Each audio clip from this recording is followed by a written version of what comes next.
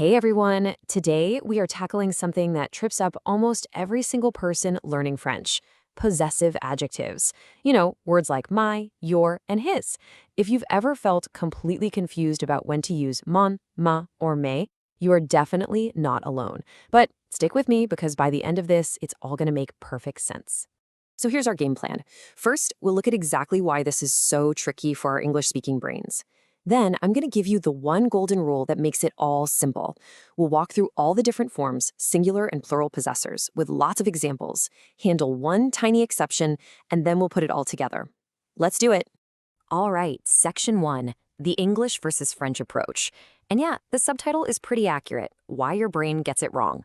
Seriously, there's a very logical reason this feels so backward at first.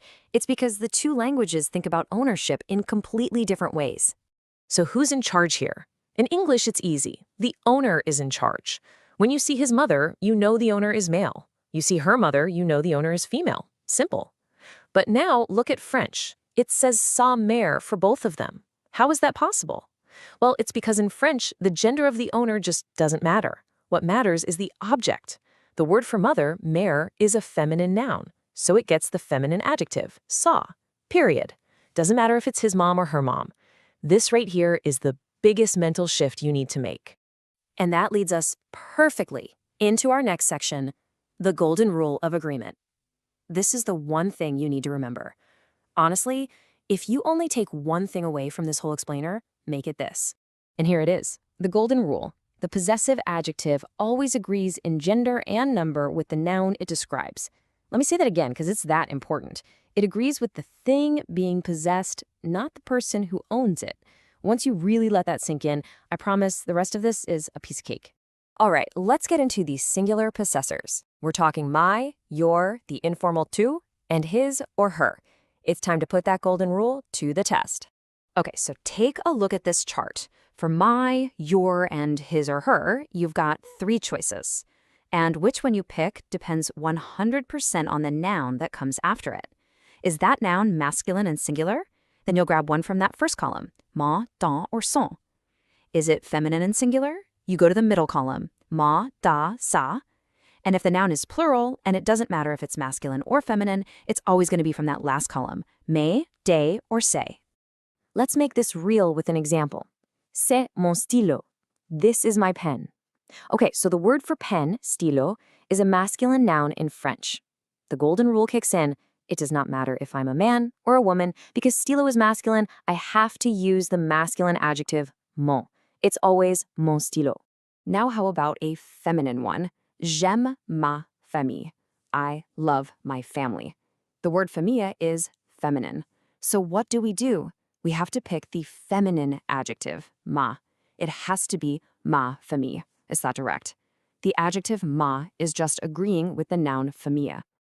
And now for a plural example. Mes hobbies, my hobbies. You know, plurals are actually the easiest. Hobbies is a plural word, so we just grab mes. And here's the best part. You don't even have to worry about gender. If the thing you're talking about is plural, you just use mes, te, or ses, and you're good to go. This is where you can really see the golden rule in action, especially with his or her. So check this out. His apartment is son appartement. Why? Because apartment is a masculine word. But his house becomes sa maison. Why? Because maison is a feminine word. So think about that. The word for his actually changes based on the object he owns. It has nothing to do with him. It's all about the noun. Okay, on to our next group, the plural possessors. So we're talking about our, the formal or plural your, and their.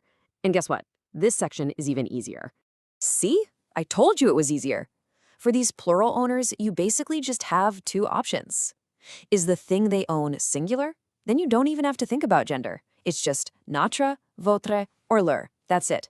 The only time it changes is if the thing they own is plural. Then you just add an S and get nos, vos, or leurs.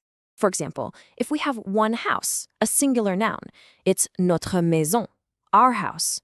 But if we're talking about more than one house, it becomes plural. So we switch to nos maisons, our houses. One house, notre. Multiple houses, nos. And it's the exact same logic for their. One apartment, that's leur appartement. More than one, well, Appartements is plural, so the adjective follows along. Leurs appartements. Notice how both words get that little S on the end? Perfect agreement. All right, you have totally got the main rules down, which means it's time for the one tiny little exception. But don't worry, this isn't some crazy random rule. It actually exists for a very simple reason: to make French sound better. So let me ask you a question.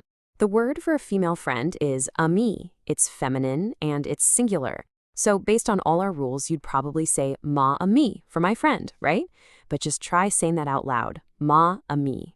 Do you hear how those two A sounds kind of bump into each other? It's a little clumsy. And that is exactly where this exception comes in. To avoid that awkward sound clash of ma amie, the French language does something pretty smart. It just swaps in the masculine form. So you get mon ami. Hear that? It just flows so much better. And this little trick applies anytime you have a feminine singular word that starts with a vowel or a silent H. You just use mon, ton, or son to keep things sounding smooth. And that's it. That is the whole system. You now have all the tools you need, your new French superpower, to nail possessive adjectives every single time. So let's just do a quick recap with a final checklist to lock it all in. So from here on out, just run this super quick checklist in your head. Step 1, look at the noun, the thing being possessed. Step 2, is it masculine, feminine, or plural? And step 3, choose the adjective that agrees with it. And of course, always remember that little bonus step. If it's a feminine singular noun that starts with a vowel, you know what to do. That's the entire system. The only